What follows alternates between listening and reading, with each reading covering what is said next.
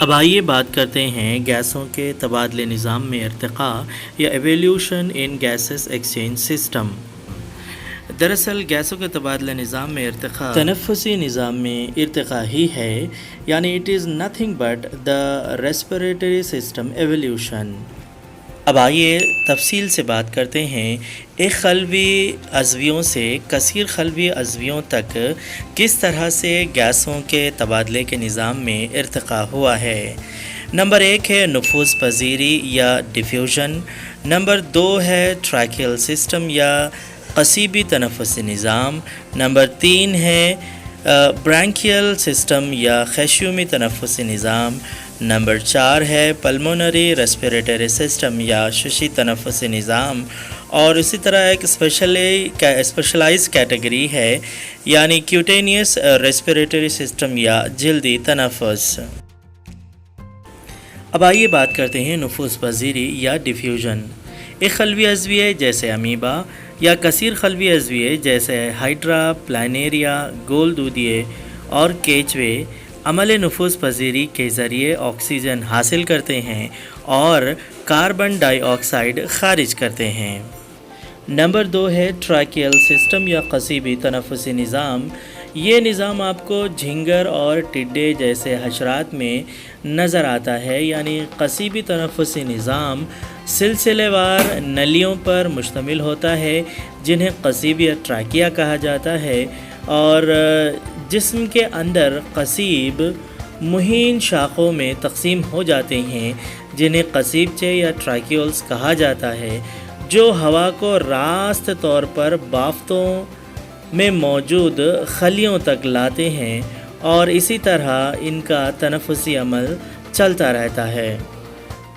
اب اس کے بعد برانکیل سسٹم یا خیشیومی تنفسی نظام کے بارے میں بات کرتے ہیں۔ چند آبی جاندار جیسے مچھلیاں وغیرہ کے تنفس کے لیے گلز یا گلپھڑے پائے جاتے ہیں۔ ان گلپھڑوں کو شیریات کے ذریعے خون فراہم کیا جاتا ہے۔ ان گلپھڑوں کی دیواریں پتلی ہوتی ہیں جہاں سے گیسوں کا تبادلہ عمل میں آتا ہے، اور اس قسم کے عمل کو برانکیل ریسپیریشن یا خیشیومی تنفس کہا جاتا ہے۔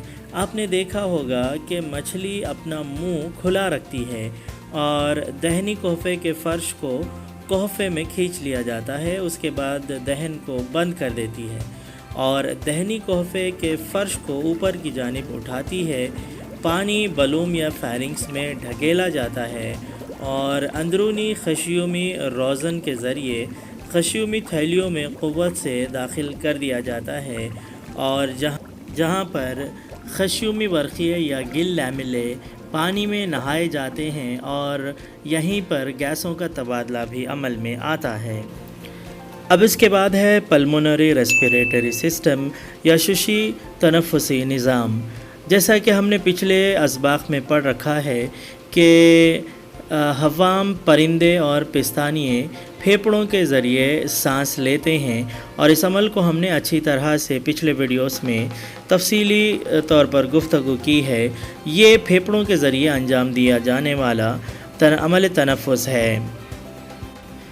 مخصوص قسم کے ریسپیریٹری سسٹم میں ہم بات کریں گے کیوٹینیس ریسپیریٹری سسٹم یا جلدی تنفس کی۔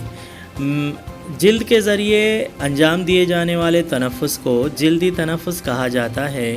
مینڈک اور سلیمنڈر میں جلد کے ذریعے بھی تنفس انجام دیا جاتا ہے۔